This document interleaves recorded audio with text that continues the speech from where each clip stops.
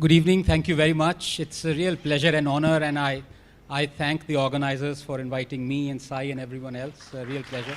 And Shalini, the moderator. It's an absolutely wonderful auditorium as well, and I'm walking the hallowed portals of SRCC after 34 years. It's really remarkable.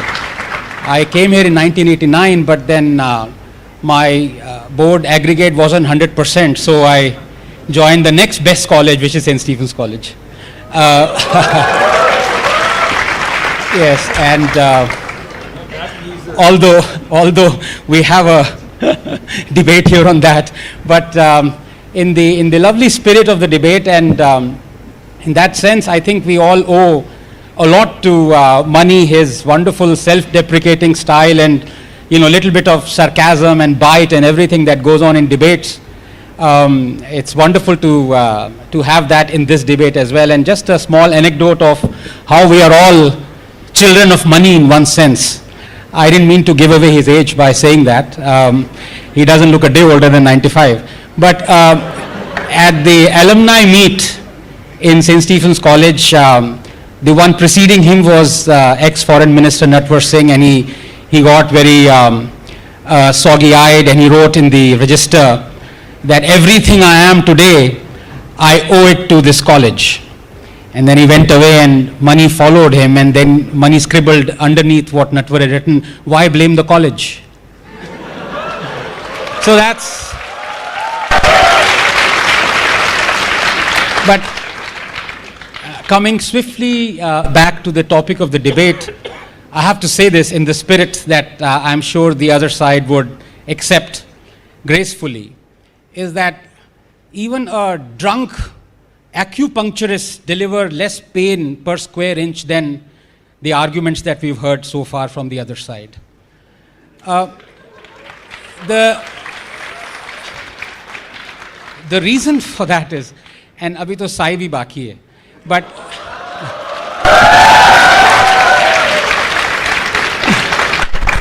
the reason for that is, which world are we living in?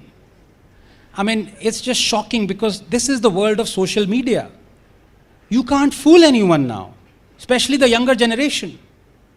I mean, it's just, and let me start off by saying that we believe what we see, but unfortunately what we see is increasingly being written by people who see what they believe.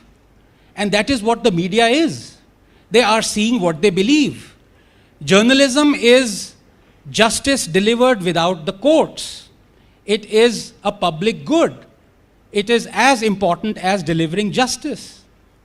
And I'm stating the obvious here, but the tragedy is that most of the journalists that you see are busy peddling narratives. They have become activists. They're not balanced anymore. They're not objective anymore. Even in science, that the moderator talked about COVID. And I say, please do not bring politics into science, because all then you would end up with is political science. But and there's nothing wrong in that. But there are a dozen, I don't know how much time we have, whatever X time I have, I'll take 30 seconds more than that. But the fact of the matter is, I can bust a dozen narratives, fake narratives over the last 8 years that have been peddled. And Sai can maybe bust a dozen more narratives. But it's tiresome after a while, because then you are left asking, what is the journalist's job? If the reader, if the viewer is there to bust the narratives, I mean, let me take what the other side, and I just mean other side as a rhetorical thing, that we're all the same. We're all on the same side, right? But at least in this debate, let me pick up the two issues that they've talked of. Mani talked about BBC, he talked about Bofors, and he talked about how well-meaning and gracious the government was. I mean, I don't need to open that Pandora's box. I don't need to tell you how much stress and how much draconian measures were put under Chitra Subramaniam when she was doing the story of Bofors by Rajiv Gandhi and the PMO. I don't need to tell you when Mani talks about the BBC and saying we didn't ban the BBC film. Right, you didn't ban the film. You banned the BBC for 2 years. And it wasn't under the emergency. It was before the emergency. 2 years. So, and this is the problem with journalism. It's somehow, over the last 8 years, it is giving the impression that everything bad that is happening in this country is happening for the first time. That before 2014, India was a Garden of Eden. Everything was perfect. And then we had this Cambrian explosion, that everything that could go wrong, except for a nuclear explosion, which we don't even know, maybe some newspaper would report a nuclear explosion has also happened. But everything that could go wrong has gone wrong. Let me pick up the other thing that Mr. Kulkarni talked of. His exact expression was, lights are dimming. Honestly, they seem pretty bright to me out here. Democracy is under threat. Democracy is under threat. This is ridiculous. And I'll prove it. And this is the last fake narrative that I'm going to bust and before I pass it on to Sai. This democracy is under threat. The biggest test of a functioning democracy, and my good friend Salman would agree because he's in the court, he's an eminent lawyer, are two things. The independence of the Supreme Court and the independence of the Chief Election Commission. Other than these two things, everything else is at the mercy of our Constitution. And I put it to you, I don't know what will happen to me once I say this, that we have been a banana republic ever since we became a republic. Our constitution does not respect freedom of speech and expression, period. And whatever little it did was then soon trampled within a few years by Nehru's First Amendment. I'll come to that in a minute. Chacha ji ki baat karunga abhi. The fact of the matter is that all those who say democracy is dead, lights are dimming, and everything is happening for the first time, this assault on democracy, sedition charges, anti-national. Do they even know that under the UPA, and I'm not talking of Indira Gandhi emergency, and one doesn't need to go as far back as that. Let's go back only 8 or 9 years. Under the UPA, it filed 12,000 sedition charges on activists. 8,500 on the same day. And the then Home Minister, Mr. Chidambaram, yes, when he was asked, why are you doing this, he said, and I quote him, these are all anti-nationals. आपके anti-national. और आज के जो चल रहे हैं anti-national, उसका क्या? There are so many other examples like that. And what does it even need to go back to the UPA days? Chhattisgarh government, Congress-ruled government, they slapped a sedition charge on a person who complained of a blackout, a power cut. They filed a sedition charge under him. So many things are happening right now in Congress-ruled states. But democracy is flourishing there. In Bengal, a non-BJP ruled state, a chemistry professor shared a cartoon of Mamata Banerjee. He was arrested. 2 weeks ago, this news, we don't even know because the Telegraph is all very prim and proper and doesn't want to go against Mamata. He was acquitted after 11 years, a chemistry professor. 11 years. Democracy is flourishing in Bengal. So, when we are this selective, we need to answer ourselves more than we can answer the public. Because journalism is a public good. And last couple of minutes I want to take, because this narrative really has to be busted. We all believe and we know that yes, Rajiv Gandhi banned a few things. He wasn't really liberal, the paragon of liberty and equality and fraternity. Indira Gandhi, of course, brought in the emergency. A lot of things that this government has done is also draconian, and I have a list of that. This government, for example, the BJP government in Gujarat, it jailed an editor for 15 days because he criticized the COVID response of the then Chief Minister of Gujarat. So yes, all these things are happening. In fact, the most iconic phrase in the last 10 years that has been coined has been by Mr. Arun Shourie, when he says that all the BJP is Congress plus cow. And AAP, of course, is Congress plus Lamao, LMAO, but that's another matter. BJP is no different from the Congress. Please realize this. Everything that the BJP is doing right now, everything wrong and everything right, the Congress has done it before. There's nothing, there is no, and you talk of corruption, I say BJP is corrupt. You know why? Because the High Court convicted the BJP of taking illegal money and violating the FCRA rules. The punishment for that is 5 years imprisonment of the party head. Mr. Nadda would be rotting in Tihar right now. But what happened? The mistake that the court did was that the court also convicted rightly the Congress party. अब ये BJP और कांग्रेस दोनों मिलके retrospectively they amended the FCRA Act going back to the emergency era. The High Court was toothless. Nobody was arrested. Nobody was convicted. Why doesn't the Congress say that the BJP is corrupt? Because the Congress has also been convicted. This is the problem in this country. Nobody tells you these facts. People only tell you one-sided stories, like, for example, that Nehru was the paragon of liberty and freedom. Everything else, Indira Gandhi might have done emergency, but Nehru nahi. Chacha Nehru didn't. Let me take the next couple of minutes and tell you what the status of freedom of speech and expression under Pandit Nehru was. Under Jawaharlal Nehru, the first amendment was brought in. Reasonable restrictions, incitement, disruption of public order. Who decides who is disrupting public order through freedom of speech? Poet Majru Sultanpuri was jailed for 1 year for calling Nehru Hitler ka chela. 1 year. One of our greatest songwriters and poets rotted in jail. Did you know that? First democratically elected communist government in Kerala was dismissed. Congress president said communist parties wouldn't be allowed to participate in general elections. Stanley Woopert's book 9 Hours to Rama was banned. The book Chandra Mohini was banned. Audrey Menon's The Ramayana was banned. Campbell's The Heart of India was banned. Koestler's The Lotus and the Robot was banned. Import of any newspaper that undermined friendly relations. No, I need to go on. I need to go on because this rubbish fake narrative needs to be busted right here and right now. Flischter's Aisha was banned.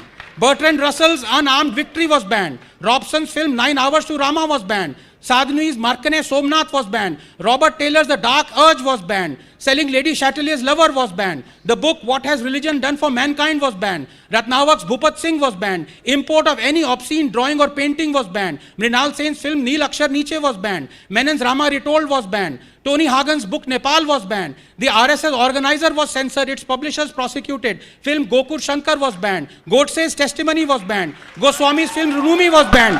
Historian Dharampal was jailed and criticized for Nehru for Indochina War. Releasing the film 1962 war film Bhool Na Jana was blocked. Pandit Rajendra Prasad's speech was barred from distribution. Film Jharna was banned. Draconian press objectionable ban was passed. Columnist Vivek was fired. His column critical of Nehru discontinued. HT editor Durga Das was fired. His column critical of the Nehru family discontinued. Congress leaders demanding Nehru's resignation were arrested and jailed.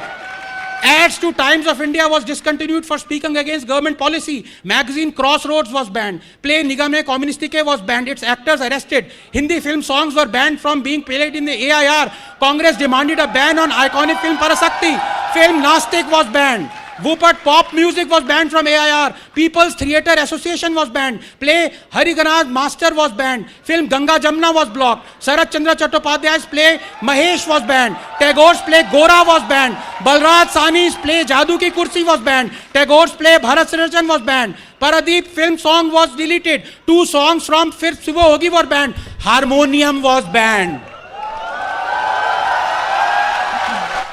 This is Jawaharlal Nehru, the paragon of freedom of speech and liberty. Is there anything left to be said? If it is, I pass it on to Sai.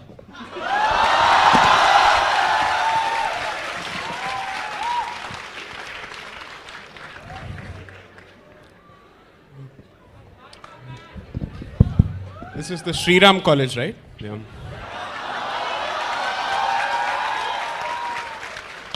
Jai Shri Ram. Right.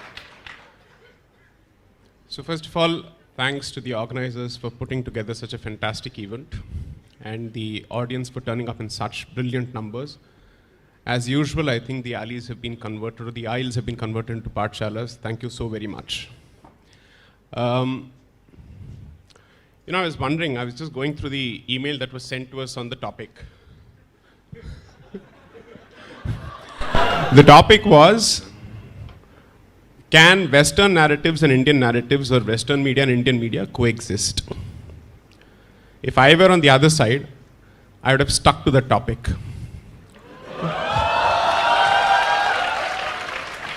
This is a textbook instance of Aa Bail Mujhe Maar.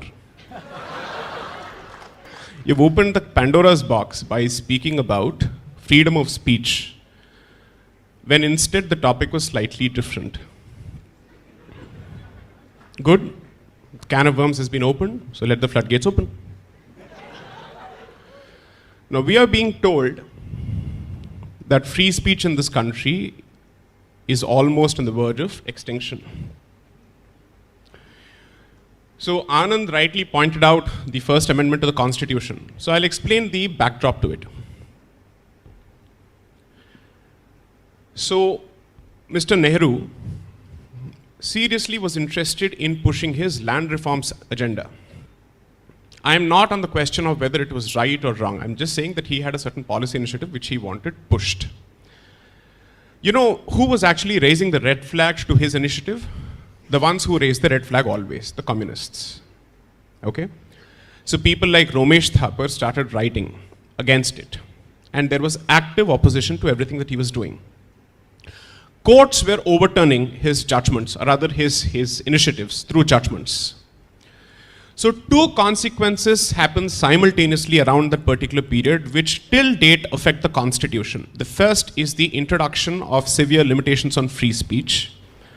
The second is the introduction of the 9th schedule to the Constitution, which effectively protects all those land reform legislations from any kind of constitutional challenge. Imagine an elected government in a democracy taking a policy decision and ensuring that that policy decision is immune from judicial review through a constitutional amendment for all time to come. And we are being taught democracy by the scions and descendants of this legacy. Second, today we are suddenly being told, oh, social media explosion is the reason for survival of free speech in this country. Otherwise, you see free speech has been bought by mercantile interests and so on and so forth. Who introduced Section 66A to gag free speech on social media? Section 66A of the Information Technology Act was introduced by the UPA government with the broadest of possible restrictions on free speech, where even any kind of offense or hurt that is caused to sentiments immediately attracts the application of that particular section. This is what ultimately resulted in Shreya Singhal versus Union of India. The sad part, or the unfortunate part, or perhaps the cynical part of the reality is the BJP defended that particular provision in court when the matter was being heard, because by then the BJP had taken over. So what does this tell you ultimately? That the nature of power, regardless of which party is in power, is to appropriate as much space to it as possible and limit the scope for free speech. There is really no one in this hammam, I leave it at that, who is capable of saying, I'm clothed. Okay? So therefore, let's not take a moral high ground here. Let's be realistic about what is it that we want and what is it that is good in the interest of the public. Let's speak of that. Now let's talk about what's happening in the West, so on and so forth. I think the binary division between Western media and Indian media no longer exists, for a good reason. Because it's not a question of who's from the West and who's from India. It's a question for who's batting for Indian interests. That is what ultimately matters. Because there are several people, several journalists in the West who are willing to speak the truth about Bharat and who do not share the colonial cynicism of the rest of their Western compatriots. Similarly, there are several people from Bharat who are more than happy to be lackeys of anti-Indian mouthpieces from the West. That's a fact. So therefore, I'm not interested in this binary argument anymore. During COVID, there were several fantastic Twitter handles from the West which were actually reporting on the kind of measures that a country such as Bharat, the scale of its population, was undertaking to provide resources to its people. while people within were constantly pulling us down. Now, here is the interesting part. Mr. Kulkarni rightly points out, and I would say significantly that holds good, that Western media, including Hollywood, so to speak, has managed to push the Western agenda as much as possible. It's unfortunate that we are aping everything wrong from the West, but we are not doing it as far as this issue is concerned. And then when we say that there are certain portions of the media, there are certain segments of the media who seem to be comfortable constantly pulling India down, we are then accused of being anti-free speech. Okay, so we are being told that free speech is effectively under challenge because mercantile interests are holding them to ransom. Why don't we speak of political parties owning channels? In the South, business interests and media interests merge and they're controlled by parties. You want a standing example? The Sun Group owned by the DMK, which has been a partner not just to the Congress, but also to the BJP. Because after all, the Commerce Minister during Mr. Vajpayee's tenure, who was leading India in the Doha negotiations with respect to World Trade Organization, was Murasoli Maran from DMK. Neither party deemed it fit to crack down on the holding of media interests by political interests or political organizations. That has never happened. Why just the DMK? Jayalalitha also owned Jaya TV, which continues to be run by the ADMK. I would say it's much better for a mercantile interest to own, let's say, a media organization as opposed to a political interest, because there's a serious conflict of interest on both sides. That's a discussion that we don't seem to be having here. Now, ghoom phir ke abhi baat jo hai, it has become about only the Congress and the BJP. I would say at this point, members who are listening to this should actually say we are sick and tired of this nonsense. We'd like to actually have a discussion which goes beyond the BJP and the Congress. And we'd like to talk. Because until the cows come home, this battle will go on. But nevertheless, given the fact, the cow, of course, pun intended, given the fact that the Congress has been in power for a longer period of time, ask any student of constitutional law. Almost every decision on free speech involves a clampdown on free speech by Congress-ruled governments, either at the state or the center. So at the very least, the Congress must take a look at its own history before it starts pontificating to the rest. And you're certainly in no position to pontificate today. When all the information is out in the public domain through the social media, people have access to judgments, people have access to decisions, file noting, so on and so forth. You're in no position to pontificate. To ape him, 30 seconds. Yes? So I would only request you to ask yourself only one thing. Self-regulation in India is a non-existing word. It's a non-existing concept. There's not a single body that can be trusted to regulate itself. I say this as much of the judiciary when it comes to its collegium system, and I say this as much of the media. Now, on the point that Mr. Kulkarni raised, that the government is thinking of setting up a center which can crack down on fake news. The Press Guild does nothing. The Press Council of India does nothing. No action has been taken against any organization or any portal or, let's say, individual journalist for their direct role in, let's say, spreading or manufacturing fake news. What are we supposed to do? You can't go to a court asking for directions against a private party in a writ petition. So what do you do then? The government has the task. You know why? Because if fake news starts on WhatsApp, particularly in the context of riots or any kind of communal violence, so to speak, and let's assume that the trigger is a lie, it falls upon the government to have a mechanism to actually trace that lie back and also perhaps nip it at the bud. So if the government were to actually go against all kinds of news, that's a different issue. But to say that the government doesn't even have the right to go after fake news when self-regulation as a concept is completely failed in this country, I'm sorry to say, what are we really batting for? This is exactly what happens when you choose to go after every policy initiative merely because it's the BJP at the helm or the Congress at the helm without asking what is right and what is wrong. I can pander to the gallery here by reducing this to a television debate, but this is SRCC. I think you're better, right? And therefore, I would urge you to put pressure on debaters and panelists to stick to the issue, at least in their own interest. Thank you, panelists. I'm sorry, I've been told there's a shortage of time, so I'm just going to leave you with one idea, which is that we've spoken about the two parties, the governments, the historical perspectives, present day, all of that. We're looking at times of artificial intelligence, right? Where technology can make news gathering more efficient, but it can also allow fake news to get more creative. I would have liked people to respond to that, but unfortunately we're out of time, so we'll have to wrap it up here, and thank you for being a great audience. Why did we run out of time? Because there was no equity in the use of time. Thank you.